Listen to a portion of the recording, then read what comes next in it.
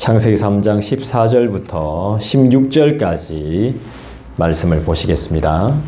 창세기 3장 14절부터 16절까지 말씀입니다.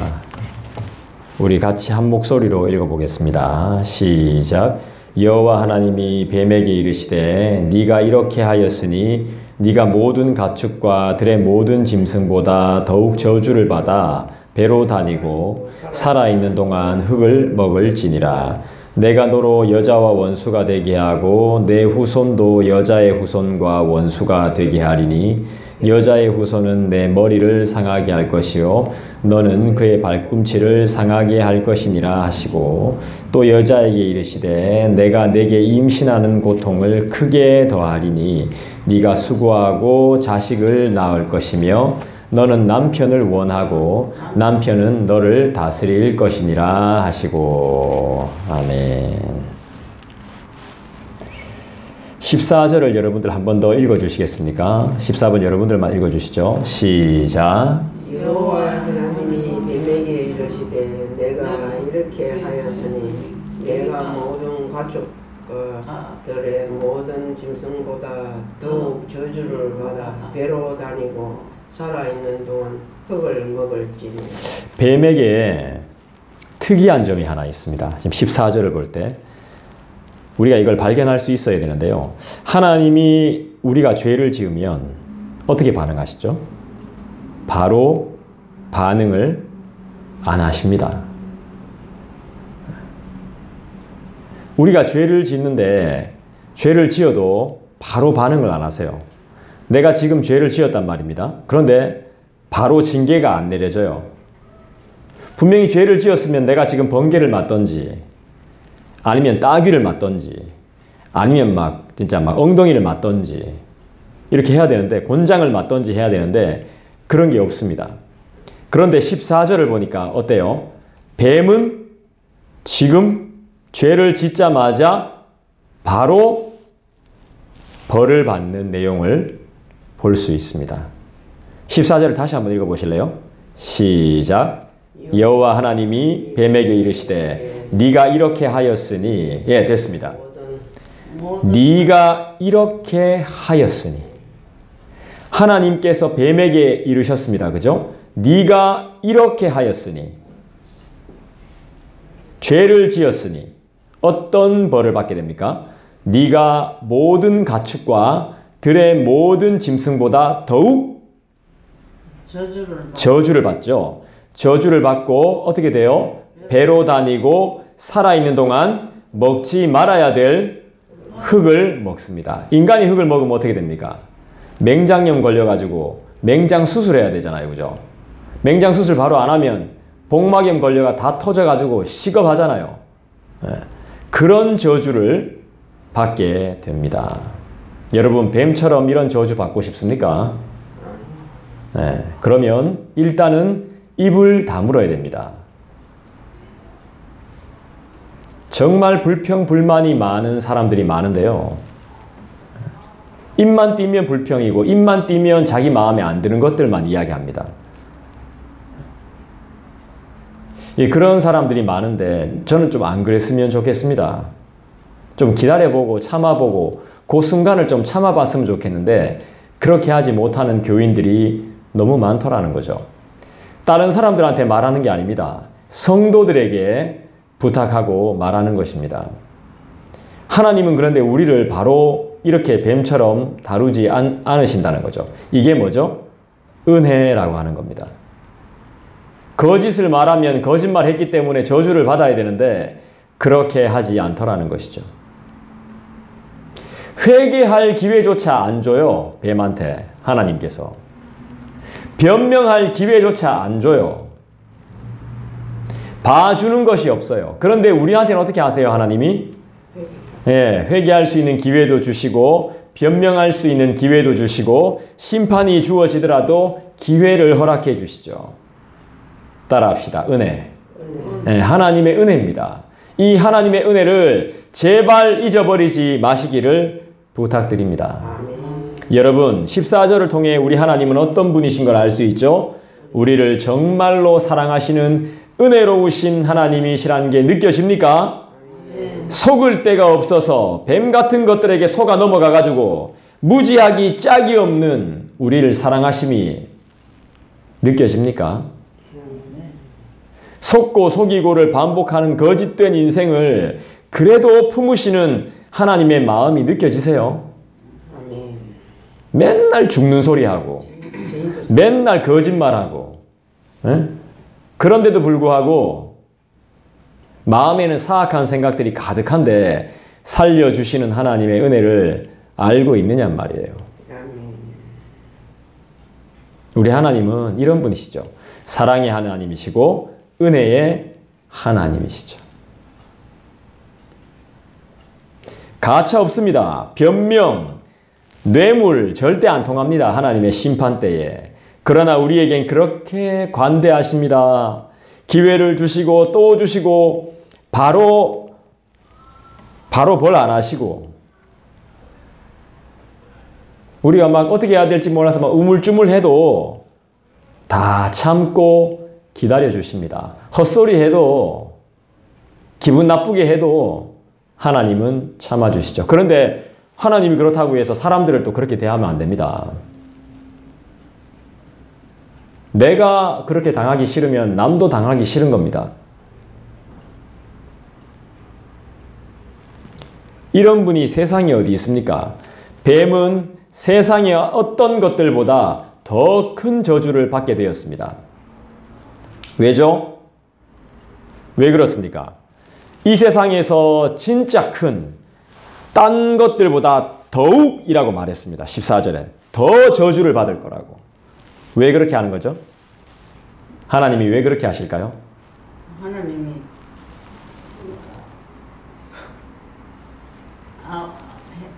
아와 말고 했다니 그 여자가 과일을 먹었기 때문에. 제 질문을 잘 안 들으시는 모양인데 지금 제가 아담과 하와 이야기를 한 게 아니고요. 뱀이 죄를 지었잖아요, 그죠? 네, 뱀 이야기를 하는 겁니다. 네, 아담과 하와 이야기를 하는 게 아니고요. 뱀은 세상의 어떤 것들보다 더 큰 저주를 받았잖아요. 더 큰 저주를 받은 이유가 뭘까요? 여자 있는데 여자에게 그걸 이제 실과를 따먹게 해가지고 그런 거예요. 예, 맞습니다. 그게 정답입니다. 왜냐하면 하나님의 사랑하시는 인간을 건드렸기 때문입니다. 하나님이 정말로 사랑하시는, 물론 죄는 지었지만 하나님이 정말로 사랑하시는 하나님의 종을 손댔기 때문입니다. 죄인입니다. 죄인인데 이게 참 웃기죠, 그죠? 여러분, 제가 죄인인데 여러분들이 저한테 함부로 하면 될까요? 안 될까요? 안 된다는 거예요. 제가 여러분들한테 함부로 하면 될까요? 안 될까요? 안 됩니다. 근데 여러분들 저한테 함부로 말하시잖아. 쉽게 대하시잖아. 그러면 안 된다는 거예요. 그런데도 나도 마찬가지고 여러분들에게 그렇게 대하면 안 된다는 거죠. 근데 하나님이 봐주시잖아, 그죠? 우리끼리는 봐주세요. 근데 뱀은 하나님의 사랑을 입은 우리를 건드렸단 말이에요. 그러니까 더 쉽게 이야기하면 안 믿는 사람들이 우리를 건들면 어떻게 될까요? 하나님이 절대로 가만 놔두시지 않는다는 거예요. 더 쉽게 이야기하면 서로가 서로를 건들면 안 된다는 거예요. 하나님의 사랑하시는 인간을 건드렸기 때문이에요. 이게 참 불공평한 거예요. 나는 죄가 없고 저 사람이 죄가 있는데 저 사람이 죄인이라도 하나님이 사랑하시는 하나님의 작품이기 때문에 건들면 안 된다는 거예요. 로마서에도 그런 말이 나와요. 누가 내 종을 비판하느냐, 누가 내 종을 정죄하느냐 이렇게 나와요. 분명히 그 사람이 잘못했으니까 정죄하고 비판할 거예요. 그런데 하면 안 된다는 거예요. 그건 하나님이 하실 거기 때문에 인간들이 하면 안 된다는 거예요. 똑같은 죄인이다 이 말이죠. 그런데 똑같은 죄인이라고 해서 뭐 그렇다고 막 무조건 뭐 다 잘못했다 이런 뜻이 아닙니다. 그냥 하나님의 심판이 있을 것을 알고 있으면 된다는 것이죠. 우리가 나서서 막 그렇게 할 필요 없다는 것입니다. 하나님의 형상인 우리를 건들면 어떻게 되겠습니까? 절대 하나님께서 가만히 안 놔두십니다. 그분이 우리의 아버지이십니다. 할렐루야. 그 저주의 결과는 일어서지도 못할 것입니다. 걸을 수도 없을 것이고 종일이 뭡니까? 평생을 흙을 어쩔 수 없이 먹어야 하는 비참한 신세가 될 거라는 겁니다. 우리를 잘못 건들면. 그러니까 우리의 존재가 어떤 존재인지를 좀 자각하십시오, 여러분. 성도들이여 생각 좀 하십시오. 우리를 함부로 건들면 안 됩니다.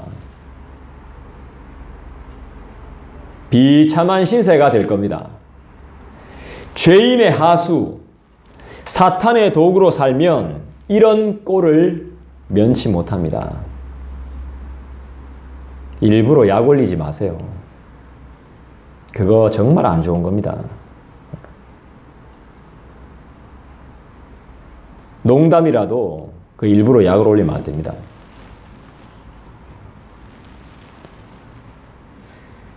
우린 누굽니까? 하나님의 자녀. 그렇죠. 하나님의 자녀죠. 하나님의 자녀이자 그분의 제자입니다. 거룩을 사모하는 성도임을 기억하시기 바랍니다. 우린 뱀의 종이 아닙니다. 우리는 사탄의 자식들이 아니에요. 우리는 거짓을 아비로 둔 적이 없습니다. 그런데도 거짓말을 밥 먹듯이 합니다. 사소한 거짓말. 요즘은 이제 좋은 거짓말이라고 해서 하얀 거짓말이라고 말하는데 그건 뭐 거짓말 아닙니까? 성경에 거짓을 말하지 말 것을 늘 말씀하잖아요.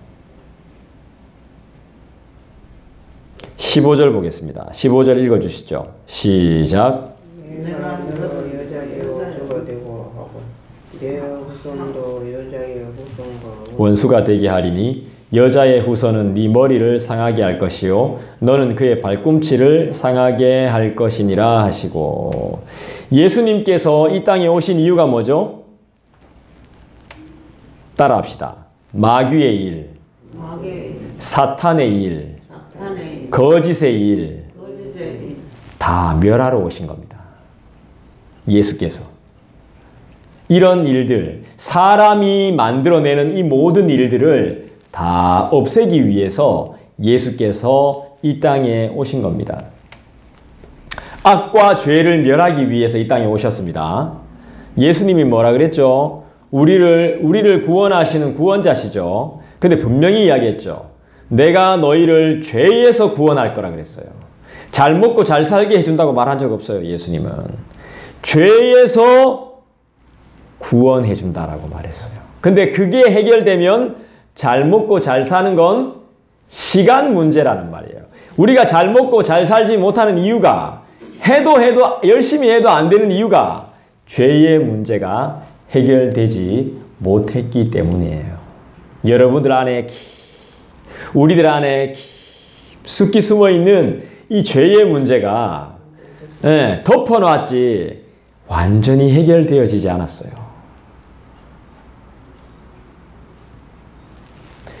그래서 예수님께서는 악과 죄를 멸하고 자유케 하기 위해서 이 땅에 오셨어요.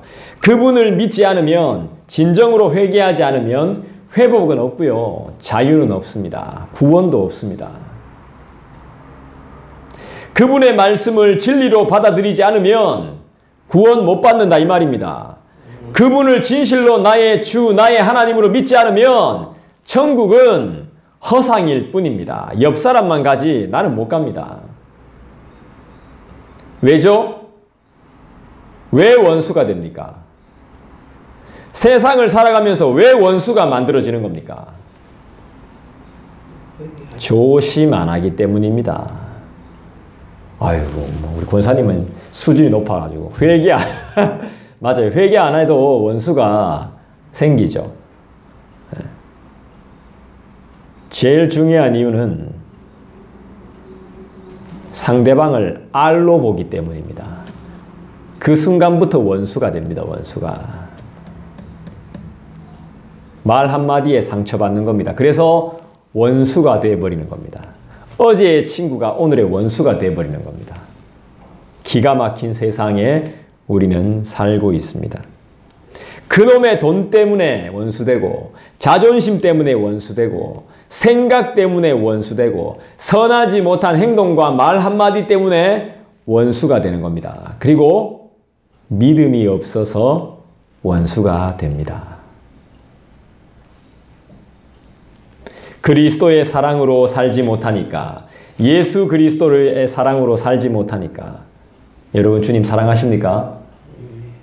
하나님이 우리를 사랑하시는데 난 진짜 하나님을 사랑합니까? 네.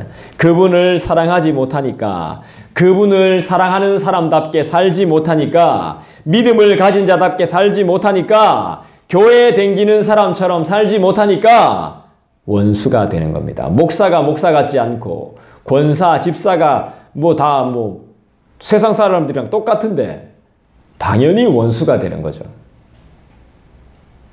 회개하세요. 용서를 구하시고 용서하시기 바래요. 원수가 되었다는 건 자랑이 아니에요. 나한테 원수가 있다는 건 절대로 자랑할 일이 아닙니다. 그리고 원수가 있다는 건 하나님의 뜻이 아닙니다. 지금 집사님 그 다리에 뭐죠? 포대기라고 해야 되나? 그 뭐라? 이불? 담요를 담요. 나도 왜 이런 단어가 생각이 잘 안 나지? 담요를 덮고 계신데 그거 하나님의 뜻입니까? 지금 귀걸이 하고 계신데, 모자도 참한 거 쓰고 계신데, 스카프도 진짜 제복이 되게 이쁘네요. 그거 다 하나님 뜻이에요? 아닙니까? 하나님 뜻대로 우리가 살아야 되겠습니다. 진짜 하나님의 뜻은 뭘까요? 난 지금 이 순간에 갑자기 생각나는 건 진짜 회개해야 된다고 생각합니다. 그게 하나님의 뜻이라고 생각이 되어집니다. 원수가 있다는 건 자랑할 것이 아닙니다. 그리고 원수가 생겼다는 것은 절대로 하나님의 뜻이 아닙니다. 여러분, 우리의 진짜 원수는 뭐죠? 내 마음대로 살게 하는 죄악된 본성이란 말입니다. 하나님의 뜻에 반대되는 것, 그게 바로 원수라는 것입니다. 그것을 밟아야 합니다. 원수를 밟아 이겨야 돼요. 내 안에 있는 죄를 항상 밟아 이겨야 됩니다. 내 자신을 복종시켜야 됩니다. 아니면 우린 계속 발 뒤꿈치를 상하게 되는 심각한 부상을 입게 됩니다. 손을 다치면은 좀 치료하면 됩니다. 다른 손을 사용하고. 근데 다리를 다치게 되면 걷는데 지장이 생깁니다. 움직이는데 지장이 생겨요. 치명적인 부상입니다. 이게 심각한 부상이에요.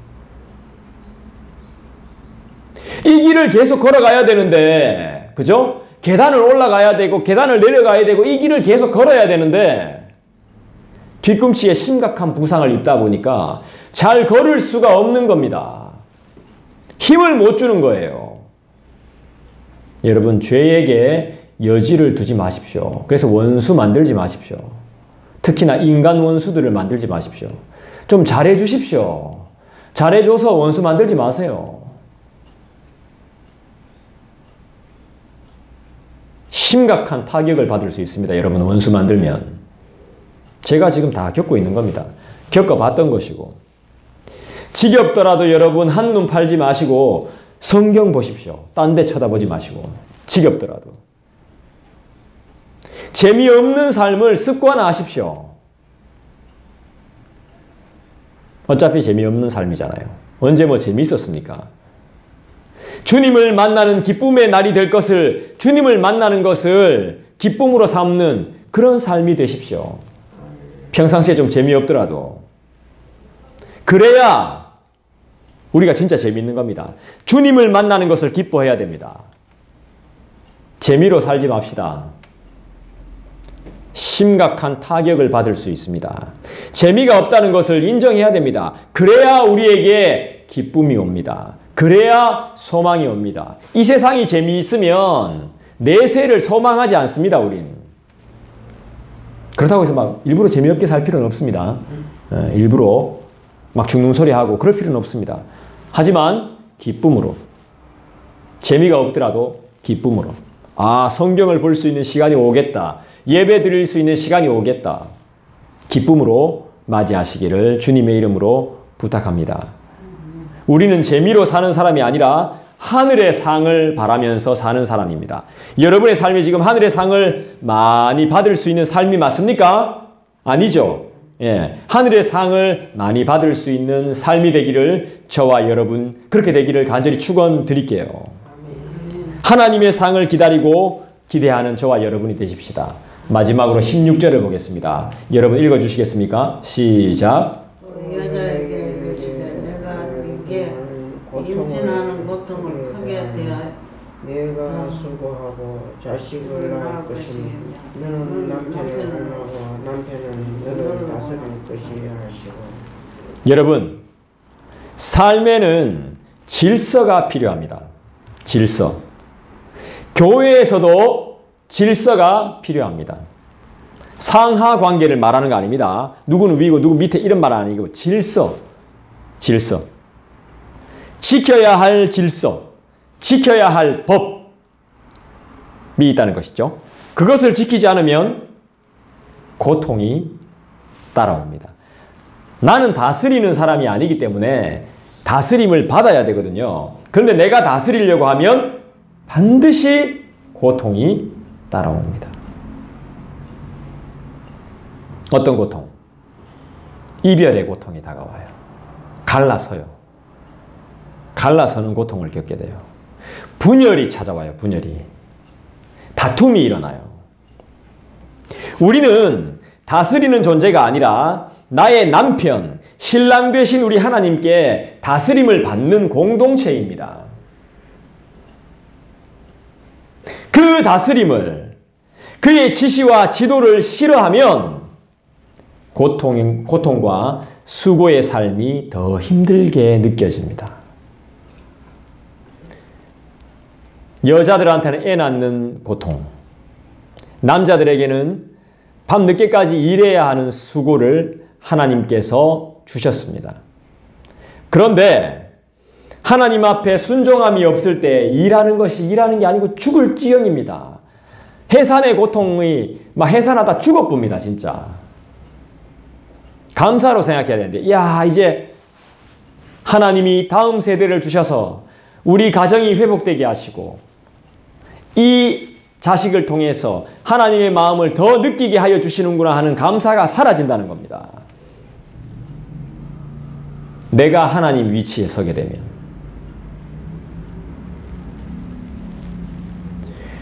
어차피 인생은 수고와 고통입니다. 예수님이 이 땅에 오셔가지고 철저하게 보여주셨어요. 어떤 고통을 겪었죠? 보세요. 예수님이 와가지고 막 눈도 뽑히고 맞죠? 눈 뽑히긴 언제 눈 뽑혔습니까? 눈 뽑힌 적 없습니다. 예수님. 십자가에 매달려. 예, 십자가에 못 박혔죠. 채찍으로 엄청 두드려 맞았죠. 가시관 썼죠. 막 찡기게. 그러면서 멸시받고 손가락질 당하고 침뱉음 당하고 따귀도 맞고 무슨 죄로? 아무 죄도 아닌데 갖다 붙여가지고 그때부터 조작은 있었고 그때부터 패거리는 있었고 그때부터 음모가 있었던 거죠. 음모가. 이 시대에 그런 거 없겠습니까? 있지. 다 거짓말쟁이들인 거야. 자기 살기 위해서 다른 사람을 죽이는 거예요. 몰래 돈 감춰놓고 다른 사람 죽이려고, 안 드러나게 하려고. 나 이야기 다 했다고. 다 했다고. 다 아는 사실이라고. 나는 정직하다고. 그렇게 말하면서 다 챙겨놓고. 그런 사람들이 멀리 있지 않습니다. 다 우리 가까이 있습니다. 나일 수도 있습니다. 예수님이 우리가 어떻게 살아야 된다는 것을 보여주셨습니다. 근데 우린 그렇게 살 자신이 없습니다. 그죠? 전도하는 것도 그래, 뭐, 부끄러워하는데, 뭐, 어떻게 그렇게 살 수 있겠어? 못 살지.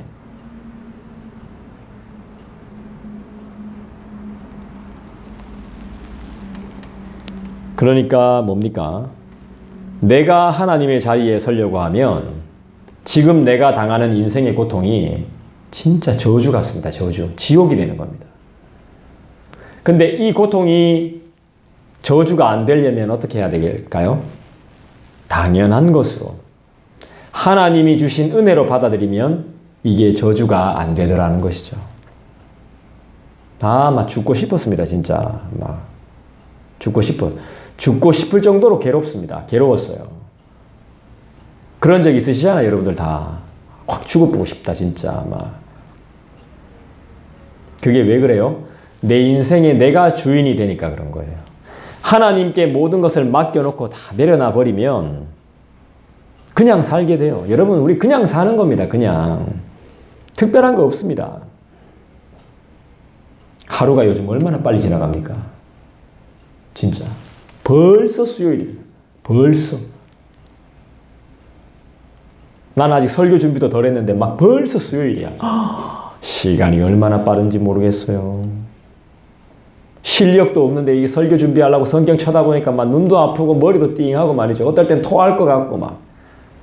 근데 이게 낭만이란 말이에요. 낭만. 설교 준비하다가 어머니가 계란 무락해가 배고프면 계란 무띠면 목이 맥히가 막 물을 마시는데도 소금 먹어야 되는데 물을 마시는데도 그게 바로 팍 안 들어가잖아요. 이래 된단 말이죠.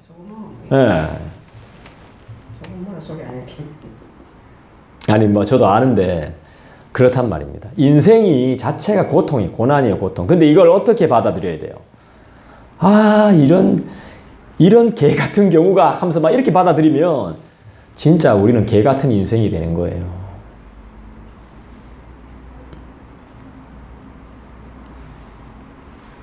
더 힘들게 느껴지는 거예요. 더 힘들게. 그분의 지시하심, 그분의 인도하심을 감사하는 저와 여러분 되기를 간절히 원해요. 아멘. 여러분, 노동은 신성한 거예요. 공부는 신성한 거예요. 공부해야 되고 노동해야 돼요. 공부하는 사람은 공부하는 거고 노동하는 사람은 노동하는, 둘 다 귀한 거예요. 펜이 귀하다면 칼도 귀한 거예요. 그죠? 부엌 일이 얼마나, 주방 일이 얼마나 집안 일이 얼마나 귀한 일입니까? 봉사와 섬김은 힘든 것이 아니라 내가 살아있음을 알게 하는 낭만과도 같은 것입니다. 출산의 수고는 기쁨과 행복이죠. 다 여러분들께서 출산의 수고를 하셨기 때문에 저 같은 사람들이 이렇게 나와 있는 거 아니겠어요? 얼마나 감사한 일인지 모르죠. 그걸 고통으로, 저주로, 심판으로 바꿀 이유가 없는 겁니다. 내 삶에 오는 고통과 고난은 그리스도의 삶을 더 묵상하기 좋은 하나님의 계획과 뜻임을 믿습니다. 감사함으로 받으면 버릴 것이 하나도 없다 그랬습니다. 다스림을 잘 받고 사는 저와 여러분 되시기를 진심으로 축원합니다. 기도하겠습니다. 이 시간에 우리 함께 기도하시죠. 주님, 주님의 다스림을 잘 받을 수 있도록 도와주시고 순종할 수 있도록 도와주시고 믿음을 허락하여 주시옵소서. 개인적으로 기도하는 시간 갖겠습니다.